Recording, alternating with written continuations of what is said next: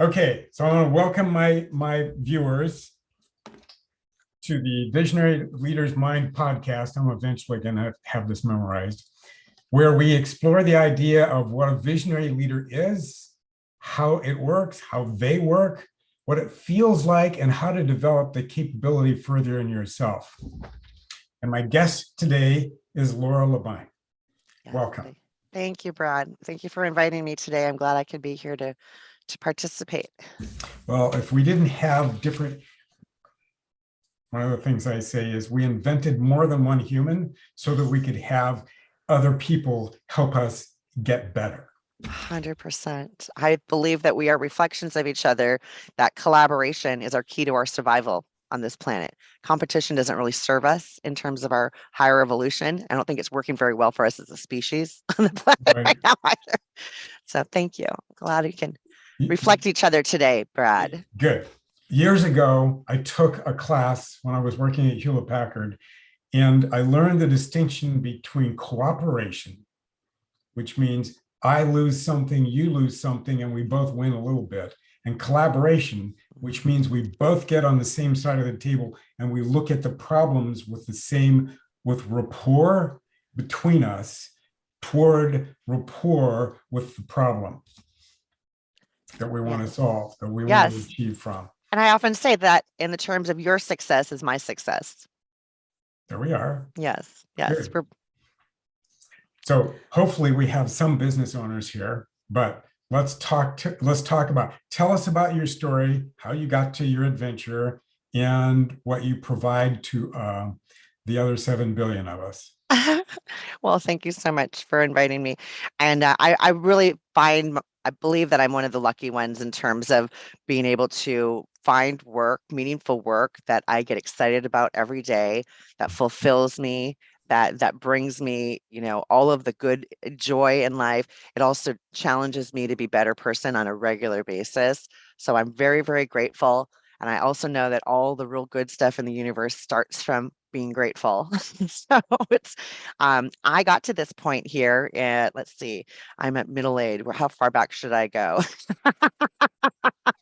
How about you start with the idea? Okay, Yes. Laura, Yes. do this. What you're doing right now is kind of an expression of who you are.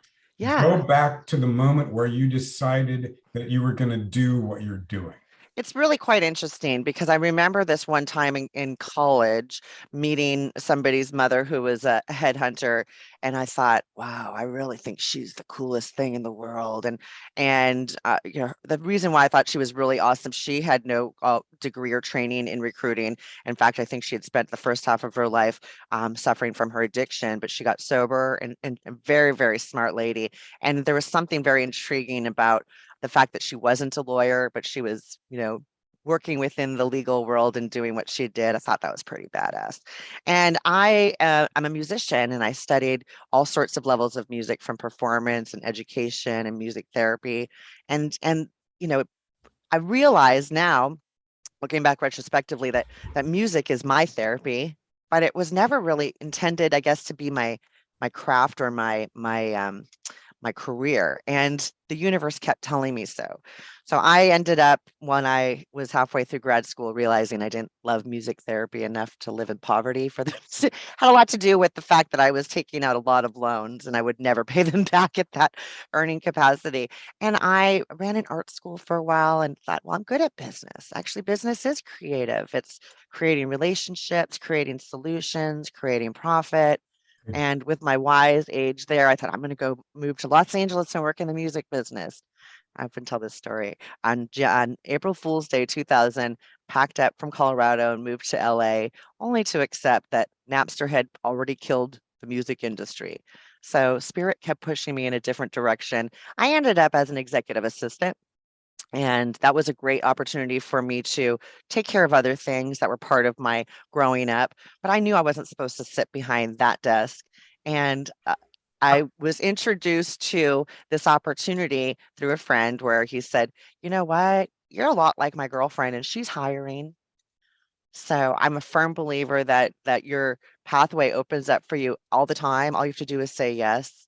So 20 years ago, I started doing this business. I was really fortunate to have some excellent mentors and a series of different experiences from working at a boutique recruiting firm, working at a more startup, large agency, running an office for a national firm, brought me to this point where I I had to pay attention. And this is a relevant story to the music thing.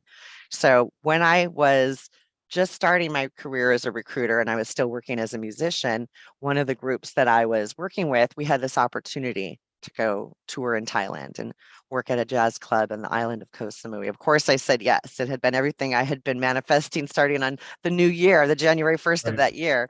So I told my new employer, listen, I've got to take this opportunity. You're open to terminating my employment, or if you'd like to keep me on as a leave of absence, just give me access to the email. I'll continue to keep these roles moving so we can get these candidates hired and keep our clients happy. And it was such an interesting scenario. What I thought was be my dream job, singing at this jazz club on this beautiful island, living with a infinity pool over the ocean. I, I'd finish the jazz club and go next door to the internet cafe, and I'd be fervorously submitting candidates and scheduling interviews because it was, it was daytime there in Los Angeles. And I realized that I didn't really want to be a jazz singer. I wanted to put people to work. So I ended up coming home here to the Wow. States instead of, an opportunity to go sing at, hotel bars in Singapore. I came home and, a series of events occurred, of which I went to start at this job that I met my current partner, my husband. And so when I was ready to transition out of my last role, which was a partnership in this firm, I kept having this dream, this reoccurring dream. And I was always raised that we do most of our work in spirit land, and it's very clear. This dream felt like a nightmare because of the anxiety it provoked. I was landing somewhere in the world and I had no money and no suitcase. I had gotten lost and I had to figure out how I was going to survive. I was going to, stay, sleep somewhere and eat, and I always never failed, whether I woke up in the dream in Morocco or Ireland or that I always said, well, I can always sing. Like which it was like this afterthought. And the moment that I finally dissolved my partnership and opened up my own company, the dream stopped. And I understand that to be my doing the music as money is not what I want to do. But when I get to do this for my, for my food, it's much more energizing for me. And over the last I don't know, 9 years of doing this, it's become very, very clear. And most of it's because of this model that I work within and have chosen to focus my career is this model of collaboration. Shortly after incorporating my business, I was introduced to this cooperative called NPA Worldwide by another fellow recruiting professional. And this organization is something really special because it's a co-op. It's co-ops are like socialism and capitalism have a baby. And I grew up living at the co-op. My parents, very active in food and nutrition and health and food activism, right, as a freedom element. And so participating in the co-op with your work and and getting the benefits out of it, the group purchasing power and Mhm. also the community. So in this collaborative model, now we change the context, we change the whole dialogue with our candidates and our clients. It's no longer that I have these clients that I'm trying to pitch to candidates and say, you want this job? Instead, when we meet candidates, our team gets to dig into who are you? What's brought you to this point today? What are you looking for in the next Yep. chapter of your life? So we get to really be of service. And the part that really gets me jazzed is anytime we get to help someone find a home where they can get excited every day, we're increasing the joy on the planet. I mean, that's the real good stuff, right? And so we're helping others, right? We get to help them. And when I say to them, the candidates, the talent, listen, I've got these clients, they're my direct clients, but my partners, they have their direct clients, and we all have these exclusive, very close relationships with our clients. So if my opportunity over here doesn't resonate for you, doesn't spark your fire, I'm sure we can find another one, right? Because this is an Right. infinitely abundant universe, but especially right now in history, there's more jobs than people. So it's really exciting. And that's been way more profitable than competing against each other. I You know? like that. I like that. Well, I'm of the opinion that we're built in certain ways. So this is about leadership, but it's based on the idea that we have access to this larger pool of, if you would, a collaborative pool of intelligence. So we have the human beings are built this way, right? We have physical body, we've got emotions, right? That's the heart part.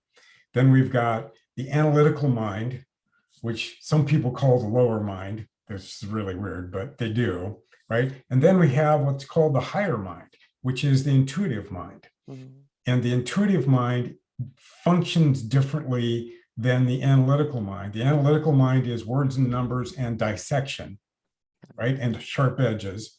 And Yeah. the intuitive mind is a concept engine and is a synthesis engine. So it's like you pose the problem from the analytical mind. It's like, here's a gap I've got to fill, Yeah. right? And then underneath that, we pull together all the ideas in the intuitive mind, and it presents something that the instant we know that it falls into place, we know it's the right answer. Right. That's what I call epiphanies. It was like a Mhm. lightning moment, right? Mhm. So what you're doing is you're doing the core piece of that, which is you're watching character. Yes. Because without, you cannot do the work necessary to increase your brain's ability to hear intuition without Yes. having a good solid character. I Yes. taught a class for 8 years about character evolution, if you would, more spirituality. But what I found was the hard way, if you didn't have yourself squared away, the energies we brought in Mhm. would blow that part of your life up. Didn't matter, it was health, relationship, money, whatever. If you That's didn't right. do it the right way, bam. That's right. So the intuitive mind is this great tool we have. What I learned when I was doing analytical chemistry was I would map out all the things I knew. When I ran into a brick wall, I don't have the answer. Mhm. And I would go take a nap, and 15, 20-minute nap, which I was good at that time. Mhm. Now they're about 10 minutes. And I would hold that thought, that gap open over the subconscious mind. Yep. And it would bubble up an answer. Yep. But I had to work at building what I knew into a pattern so that it would provide me the answer into it. So subconscious mind to intuitive mind in concept, and then I articulated it into the analytical mind. And what you're doing is when you talk to people about jobs, Mm. you're listening to their character. Yes. Yes. Because if you hire somebody, we've had huge examples of that lately. Yes. If you hire somebody without paying attention to character, you will not be happy with the results. Yeah. Work ethic, of course, is included in that. Yes. Well, there's a really interesting, it's like a Venn diagram, and this is really where we sit here is looking at someone's skills. Like, what do they know? What kind of experience and knowledge do they have? That's their superpower. And then who are they? Right? Right. So, in this world of engineering, and a lot in software engineering and accounting, we are looking for our team, we're looking for that place where they cross over, right? And when I first started recruiting in Los Angeles, the first question was always, how far are you willing to commute? And now we take Oh that my off the God. table. We remove geography as an obstacle. So we're just matching knowledge, skill, and personality. Oh, so rewarding. So rewarding because you can have all the knowledge in the world, but if you're not the right person for this team, it's not going to work, right? And you could be a really good person that gets along with the team, but if it's going to take too long to get you acclimated in terms of knowledge acquisition, then that might not work. But it's really the combination of the two and where they marry. Yeah. Skills are important, right? They can always be learned, but we're looking for people that already have them, right? Many of Right. them. Right. Well, that's because they can put it to immediate use, right? You don't want to teach somebody Right. math, Nobody's going to right? pay me to go find someone that can teach, Right. although they're doing more of that now because we have to. We're running out of people. So if you find somebody that's committed and willing and work hard, that's different, right? But that's a character process. It's people think that character isn't unteachable. Mm. We can move our character, but it takes time. And the way I gauge that is, how long does it take? Let's put it this way. And being really blunt, honest with myself about who I am. Yeah. Years ago, I ran into this idea, oh, Brad, you're still capable of telling lies. How long did it take me to get to the place where I would absolutely either be silent or always tell the truth? Mm-hmm. Right? And it took me about 2.5 years to get to the place where I had enough strength in me, because the purpose of a lie isn't to not tell the truth. The purpose of a lie is to cover up my insecurities. Mm-hmm. So did you come to that self-awareness on your own, or did Oh, no. people drew this to your attention? I had my first wife was my stronger teacher. Mm-hmm. Mm-hmm. She was really clear about what she was willing. Did she do it? We're not sure. But Brad had to learn. Yes. So I took her as my teacher. I learned, I got that sorted through, but I had to grow in my strength. So the core lesson was, you choose, Brad. Yes. Now let Nobody me ask, else gets to. and Brad, when you got to that decision, was there pain involved in it? It was discomfortable. It wasn't. No, it was Okay. way painful before we got to that decision. Okay. Yeah. And it was that decision about my character growth, if you would, Yeah. was, I'm going to not suffer this way anymore. And this is Good. self-inflicted. You made a choice. Right. I made a choice, right? Yeah. But I'd already made a choice. Everything of who we are is a choice. Right? Absolutely. If Absolutely. if you're listening to this, most of you are going to be adults. There may be a few children, right? But it's like every one of us has made a decision. The moment we're born, I tracked back because of that relationship. I tracked back and I found out, way buried at the very beginning, the moment I was born, I made the decision, I'm not capable, because I wasn't at 22 inches long. Right. Then the next instant I made the decision, I want something, bear with me. So we're going to cry about it. We're going to make some stories to get attention. No. Mm. Then I made the decision, if I'm not capable, I can't be responsible. Mm. Mm-hmm. Mm-hmm. Mm-hmm. Hang on. This is interesting. While you're catching your breath, I'm just going to tell a little story about how people make choices, and sometimes those choices are to settle for dysfunction. I had a hairdryer that wasn't really blowing. Like, I'd turn it on and it wasn't working. And I had to have somebody else show me. Came over staying at my house saying, your hairdryer doesn't work. And I realized, how many other dysfunctional systems am I just accepting?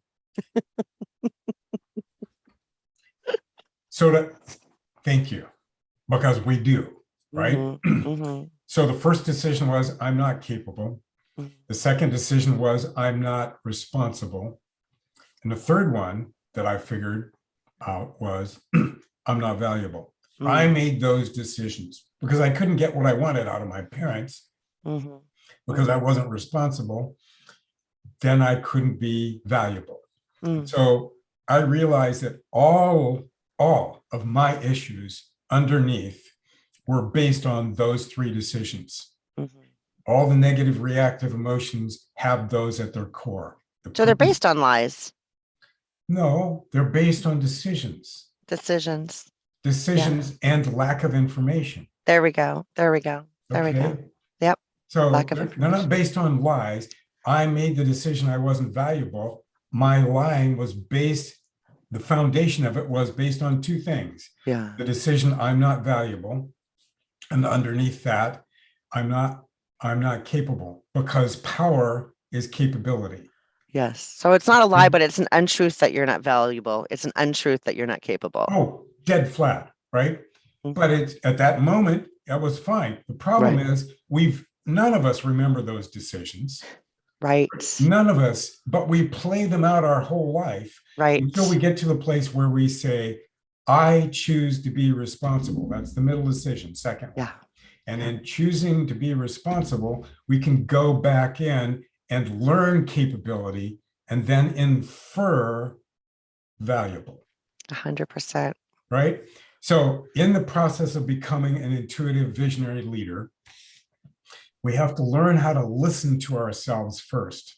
Mhm. And so, what you're talking about, what we're both talking about, is the first major skill we have to get is Mhm. self awareness. How Yes. can you tell the difference between? So, one of the homework pieces I give my clients is, where did that thought, that epiphany, what Mhm. direction did it come into your consciousness from? Mm. Mm. What do you mean direction that comes in? Like, Literally, what direction did that thought enter your brain, your center of consciousness, so mhm. that you could think it, right? Mhm. And Mhm. so if it comes from, most people describe, okay, I'll have you do this. When you have an epiphany, Mhm. describe what an epiphany is to you. That aha moment. Oh, like, are you talking about this? Where it Yeah, goes like right, right, right, yes. Yeah, it's well, I would say I think at some epiphanous moments also can happen here, right? So it's not necessarily all in the right place, but usually it's like this. Oh, I get it. right. But what happens in that is the thought comes in. Yeah. Most of the time, it feels like it comes in from above, Mhm. right? But I ask my clients to be aware, to track which way thoughts come into their consciousness, Yeah. right? Does it Yeah. come from inside you? Does it come from outside you? Yeah. Is it you articulating, getting a concept that you've been buried in your subconscious, that you've been, hanging out back here, and finally it had a chance to show up, right? Right. Right. Right. Right? It's like, Right. oh, why didn't I put that together before? But the Mhm. point is, the definition of intuition, if you look it up in the dictionary and kind of read through it, what it Mhm. says is it's direct apprehension without access to the analytical mind. Mm. That's my version of it. But Mhm. it's like direct access to knowing. So when we have an epiphany, it's direct knowing. Intuition is a little Yes. different. Yes. Describe intuition, your experience of intuition to me. Well, I To us. feel and I sense things on intuition. You're right. Epiphanies are more of a knowledge. Well, and intuition is many layers of things. There's the auditory, there's the sensory, there's the feelings of things, but s- I just have a sense of things that are right. I oftentimes feel that the intuition is knowledge. So I'm never wrong. It's the same tool, but it's a kinesthetic experience as opposed to a lightning flash, Yes. right? Yes. But Yes. it's the same thing. It's like, no, that's right, right? Yes. Yes. I used it after a period of time. I used it when I was doing analytical and formulation chemistry. And it's Mhm. like, that's not right.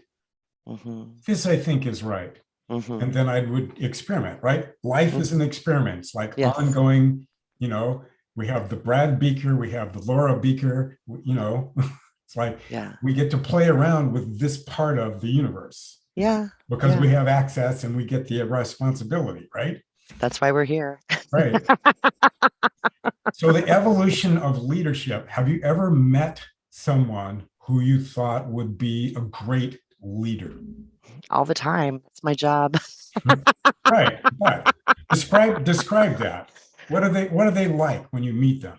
Well, leader, there's many different types. We're, oftentimes using the term servant leadership, and that's someone that really is working with everyone to achieve the common goal, and that they're much more, I would say, um, in the weeds with them helping the servant leadership.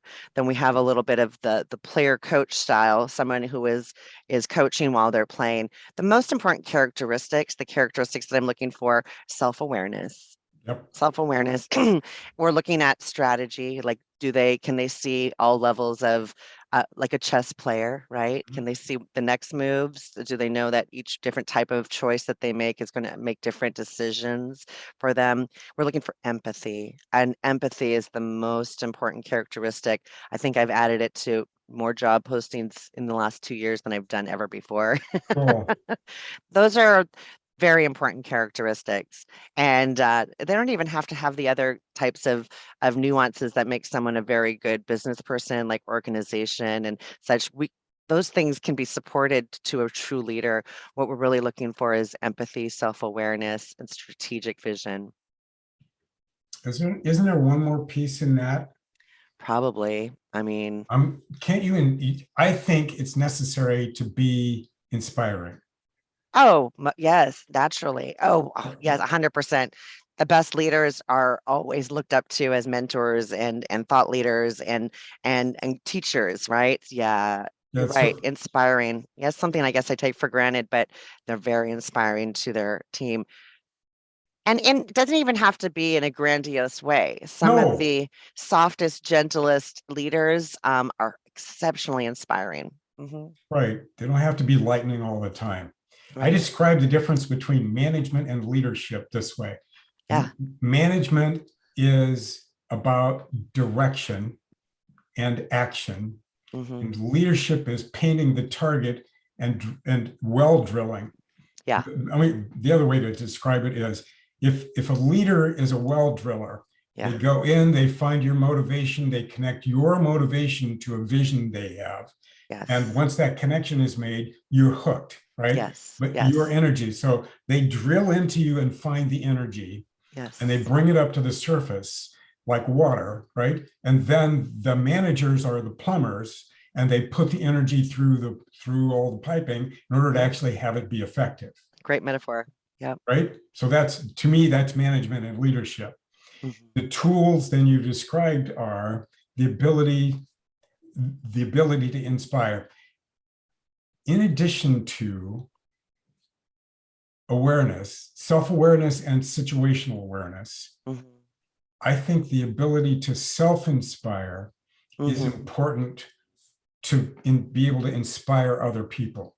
What Oh gets you yeah. energized, right? What gets me Yeah. energized is Yeah. I get to read things and learn things, and I get to excite people into what's going to help them get better in their life, right? If I've got Yeah. a client who's got a goal and they say, okay, I want to be here, which is twice the size of this company in 4 years, I'm going, how about we do it in a year? Right. And then we do it year after year after year. Because then 3 of those years, you'll be adding a zero to your revenue. hmm That's exciting, right? hmm hmm hmm We have yet to get to the place where we have a company do more than $1 trillion a year and double that. Right. Right. So what does it take to inspire people and draw them out? Vision is this interesting thing. If you do vision from, and think about this, Yeah.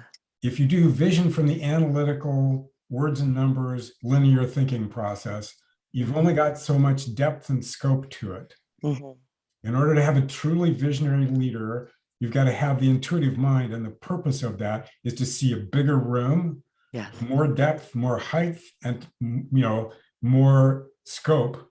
Yes. And when that is the tool you're using Yes. for the vision, you can gauge the consequences of your actions further into the future. Yes. Do you ever Yes. ask people in your interviews, what's the natural time horizon you carry in your mind? Oh, time horizon. Like, how do you see this rolling out? Like, what do you envision as the outcome for this? Is that what you're asking? What I'm actually asking is, what's the ability of their mind to see the future? Mm. Well, we're always looking for mission and goal and focus and what their targets are. Right. How do you envision this you blowing out? If you were to take leadership in this role, in this team, in this capacity, how would you approach the scenario and what would be your target goals and when would you accomplish them? Yeah. Right. Yeah. Right. So do you at the moment currently fill executive roles? Yes. Yes. Okay. So in that pursuit, how do you draw out of people their highest capability in the process? Well, we really are learning a lot about their own personal goals and objectives. For an executive to make a move from their scenario to a new environment, they're either driven by the opportunity to grow it or to fix it. right? Both. Well, oftentimes it does involve both. You have to fix it before it can grow. And of course there are those scenarios where they're getting ready to package it up for sale, but that's not my world. So let me lay this out, right? I work with brokers, Yeah, right? In order to grow a company for let's say it's privately held and they want to get the best price out of it. yeah. If they take 2 or 3 years and consistently over those 2 or 3 years, increase the rate of growth, Mhm. increase the rate of growth, right? Not just hold it at 25% consistently, but if they grow it from 25 to 45 to 65 or even 100% over a 3-year period, they're going to get a great deal more in Mhm. that process. And in the same thing, they have to learn how to do delegation. Yes. It's the key. It's the If you key. if you can't, because if you sell a company and you're still work in the business, your buyers are not going to pay you near as much, No. right? No, you can't do those things. Well, if you have a small business, maybe, but no, we're talking about moving large mountains of things, and Right. generally, it's like a 2 to 3 year time frame to accomplish most significant change. You Yep. know, which is kind of weird that we have presidential terms of 4 years. It's really almost hard to get anything accomplished.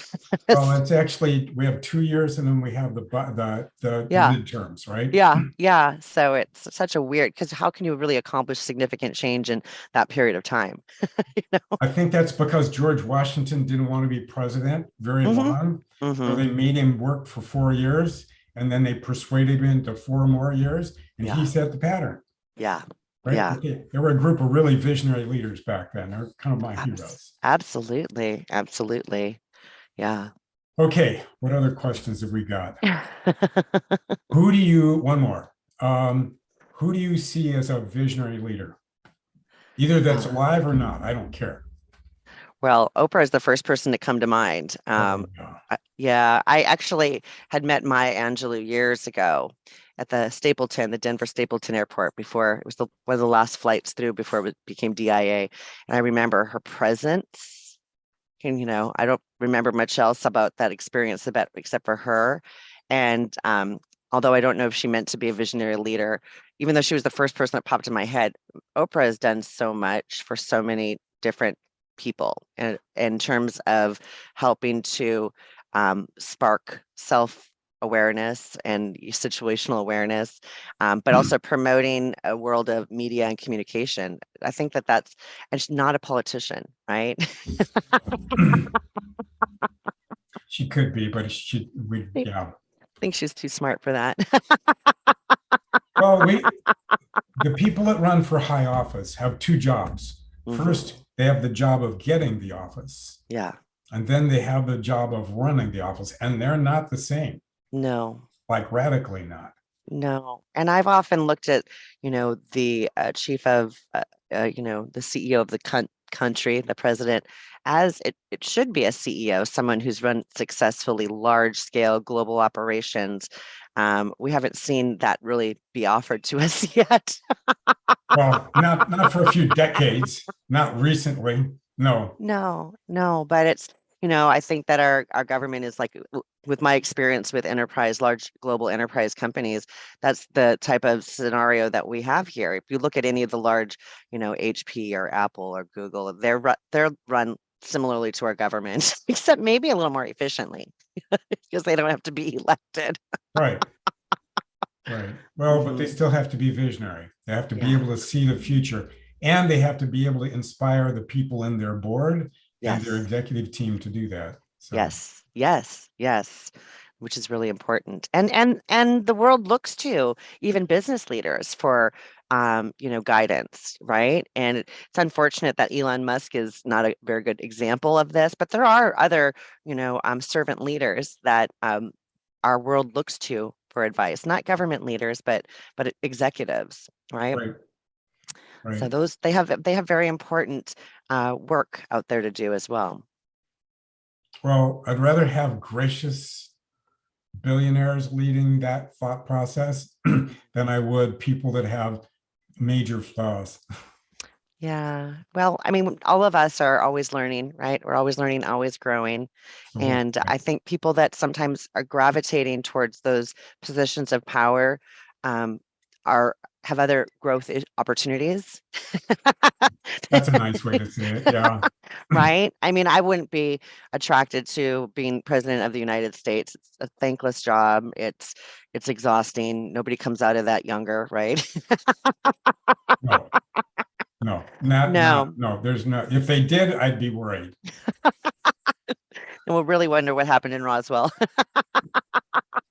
No, but I think there's been lots of inspiring people even in our government that have motivated me, inspired me, right? In terms of the choices that they've made and really being selfless. You know, it's a public servant role, and to be put up to that level of scrutiny is a very interesting thing. Even executives don't have that. I mean, Bezos doesn't have as much scrutiny as the president. He's probably much more quiet time, right? Right, Yeah. right, which is maybe a good thing. Yeah. Any other thoughts, Laura, before we wander off?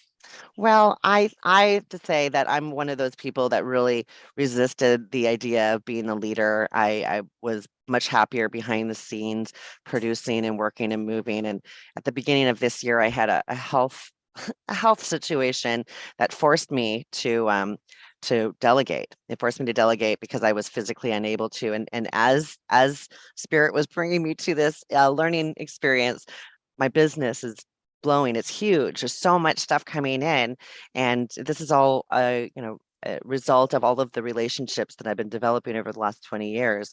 So the helpers show up in times of crisis, and different people said, I'll run with that, I'll take care of this. And what I realized is that by me holding on to my business, wanting to maintain my brand and my experience, what I was doing by not letting everyone delegate, not delegating and letting them run things, I was keeping them from their happiness. Like they want to do the work, right? They're happy to do the work. It's exactly what they want to be doing as they expand their toolkit.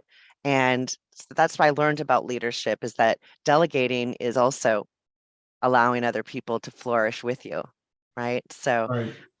it was it was a very physical learning lesson resulting in surgery, but Yeah. that's usually the most powerful lessons, right? Are those that get your attention. Well, we can either learn from the whispers or we can learn one brick wall at a time. I don't like mortar in my face. It just Yeah. doesn't feel good, Yeah. Yeah. Yeah. right? So Yeah. I choose to learn from whispers. That's the best learning process. It's like learn, Yes. learn, learn, learn, learn. But The information is all there. It's all there for us to take in. And with all of the technology that we have, it's really intended to free us up for higher problem solving. You know, I oftentimes get caught up in doing more because the technology allows me to, but one of the elders in my tribe had said poetically that it with all this other technology to free us up, we're not supposed to be busier. We're supposed to get more quiet and go inside. And I know that all the good stuff, as you were mentioning, the 10 to 15-minute naps also could be called meditation. All you have to do is just allow it to come in. That information is just there, right? right, The infinite knowledge. And so yes, I think the most important thing that I like to convey to everyone is that your path is waiting for you no matter when you are. there Right. we are. Good. I like that. Thank you for being with us today, Laura. Thank you Appreciate your for time. inviting me, Brad. It's an honor. You're welcome. All right. So my final words. And for our listeners, remember to pursue your dreams and learning so you can guide this world with your insights, epiphanies, and hidden brilliance because we need your visionary minds. Mhm. Thank you. Oh.